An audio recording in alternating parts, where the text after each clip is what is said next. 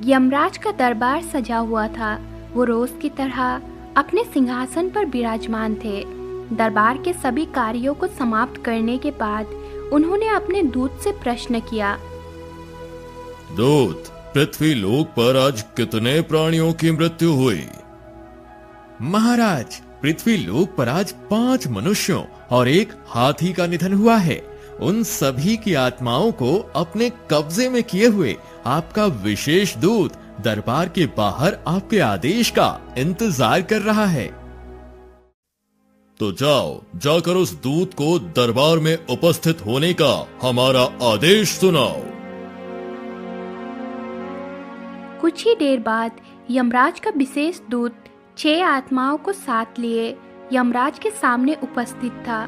उन आत्माओं पर एक दृष्टि डालकर यमराज ने दूत से कहा। दूत, बड़े आश्चर्य की बात है कि इतनी विशाल पृथ्वी पर आज केवल 6 प्राणियों की ही मृत्यु हुई। यह देखकर तो आज मैं भी बड़े आश्चर्य में हूँ। पहले तो कभी ऐसा नहीं हुआ। खैर, कोई बात नहीं, अब तुम जा सकते हो। जो आज्ञा महाराज। यह कहकर वो दूत वहां से चला गया। दूत के जाने के पश्चात यमराज ने उन 6 आत्माओं से पूछा। अब तुम सभी बारी बारी से ये बताओ कि तुम्हारी मृत्यु किस प्रकार हुई है। महाराज, मेरा नाम दीनानाथ पंडित है। आज प्रातः जब मैं गंगा में स्नान करने के लिए उसके जल में उतरा तो गहरे जल में जाने के कारण मैं गंगा में डूब गया और मेरी मृत्यु हो गई। ओह, तुम पवित्र गंगा में डूबकर मृत्यु को प्राप्त हुए हो, इसलिए तुम्हारे लिए स्वर्ग लोक का रास्ता खुला हुआ है।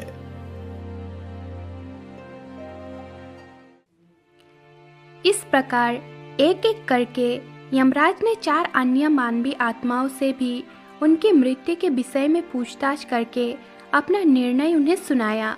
उसके बाद हाथी की आत्मा से पूछा। हाथी, तुम बताओ, तुम्हारी मृत्यु कैसे हुई?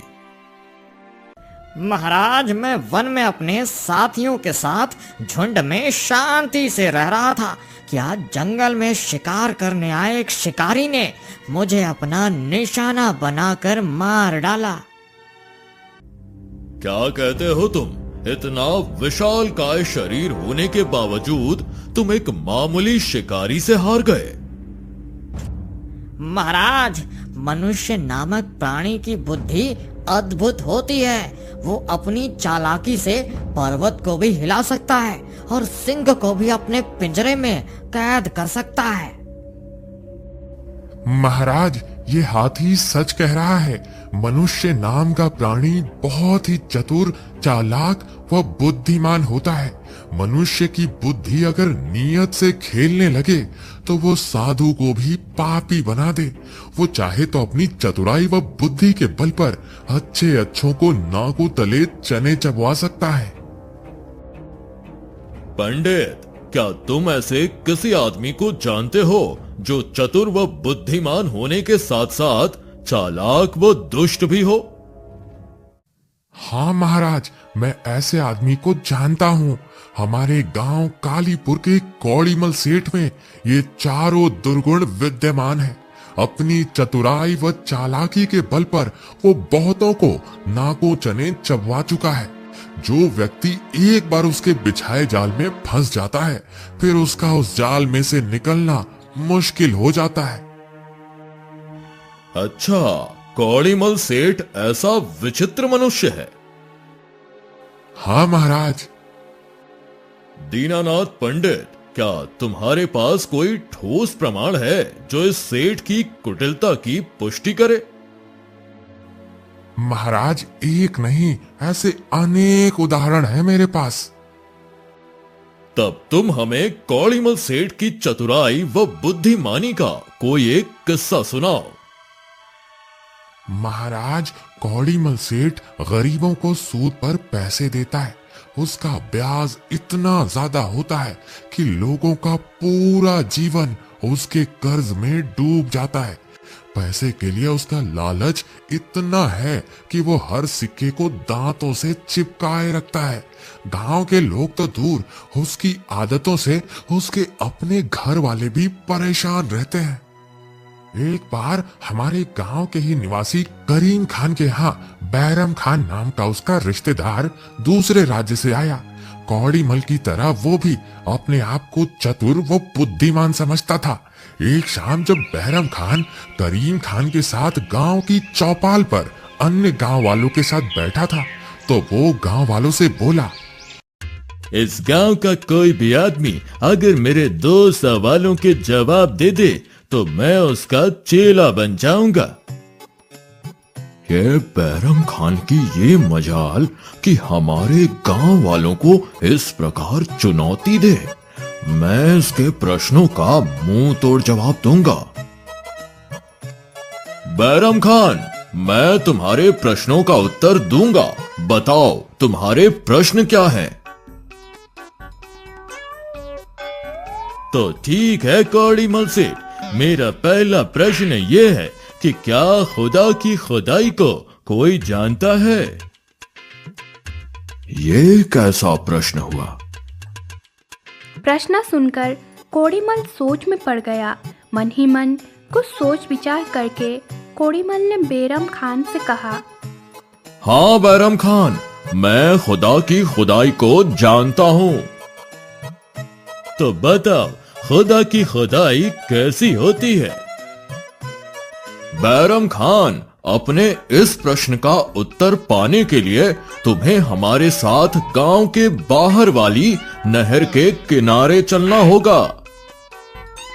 तो चलो, देरी किस बात की है? तब गांव के सभी लोग कौड़ीमल के साथ बाहर वाली नहर की ओर चल पड़े।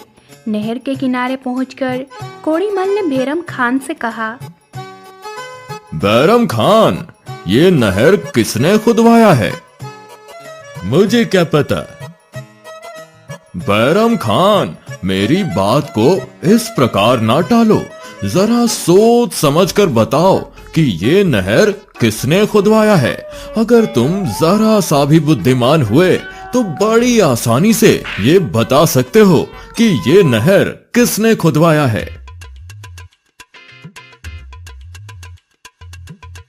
गए होगे, यही है खुदा की खुदाई और यही है तुम्हारे प्रश्न का उत्तर।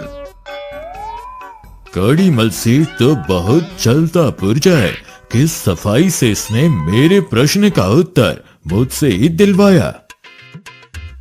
कौड़ीमल, मेरा दूसरा प्रश्न यह है कि क्या कोई किसी के मन की बात जान सकता है? हाँ, मैं जान सकता हूं। लेकिन कैसे? इस बात का उत्तर मैं तुम्हें अपने गांव के जमींदार शेर सिंह के सामने दूंगा। तुम्हें अपने प्रश्न का उत्तर पाने के लिए अब मेरे साथ जमींदार शेर सिंह के यहाँ चलना होगा। तब सब लोग जमींदार शेर सिंह के यहाँ पहुंचे। लोगों की भीड़ देखकर जमींदार शेर सिंह बोला, क्या बात है, तुम लोग इस समय कैसे आए हो?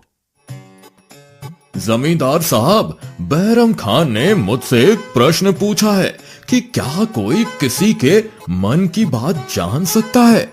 मैं उसी बात का उत्तर देने के लिए बैरम खान और गांव के अन्य लोगों के साथ आपके पास आया हूं।